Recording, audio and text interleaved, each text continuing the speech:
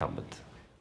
This past week, far-right parties showed considerable gains in elections for the European Parliament. IBA's Aria O'Sullivan asked the Institute for National Studies, Security Studies research fellow Dr. Sara Fainberg if this is a sign of a worrying trend on the continent.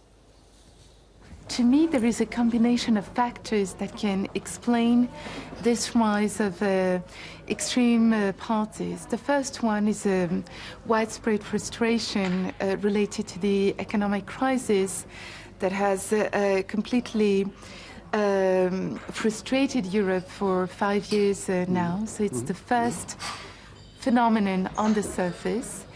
And by the way, the most salient aspect of the campaign during those elections was a widespread frustration related to the free circulation of workers coming from the eastern new countries of the EU, meaning countries that joined the EU in 2004, such as Poland, Bulgaria, Romania.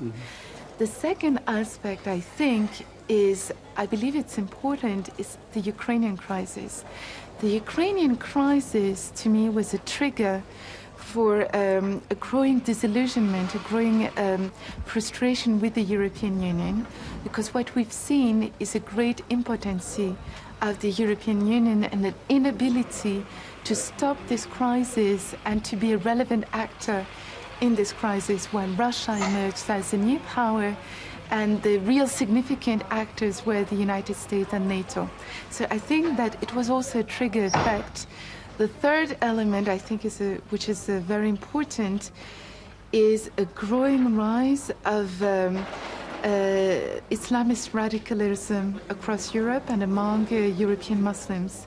And I think that this element that comes from the outside, from Saudi Arabia, that is financed by the outside also, is an element that can explain this sort of protest vote.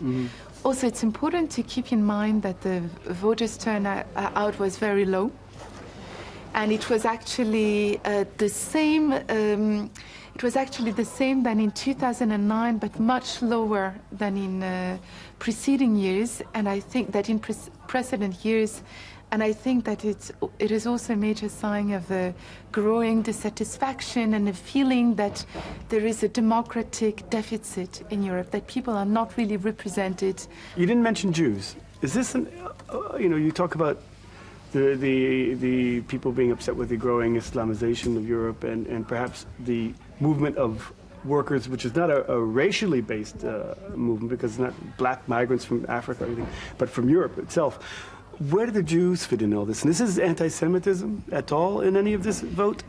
Look, those far-right parties have very different positions with regards to anti-Semitism. Okay, you have very strongly, ideologically, openly anti-Semitic parties, such as Jobbik in Hungary or the Golden Dawn in Greece. When you move westwards, you see that the rhetoric has softened. It doesn't mean that they're not anti-Semitic by nature.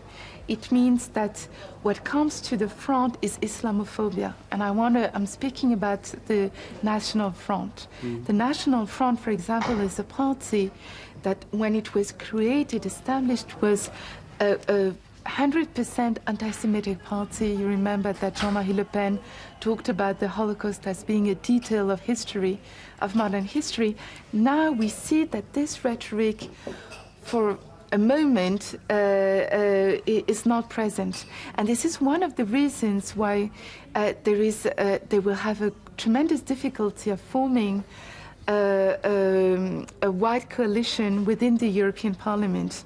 You know that those right-wing political parties that formed across Europe split between two groups, one that is more anti-Semitic and more extreme, and one that is more respectable and less extreme, at least at a declarative level. With regards to anti-Semitic feelings in Europe, what we're seeing, the results, of course, are a result of a mounting, growing, cumulative hatred towards Jews that manifested itself in increasing numbers of anti-Jewish attacks and violence, and growing numbers of anti-Jewish publications, especially since the Second Intifada. That marked a major turning point for European Jews. Turning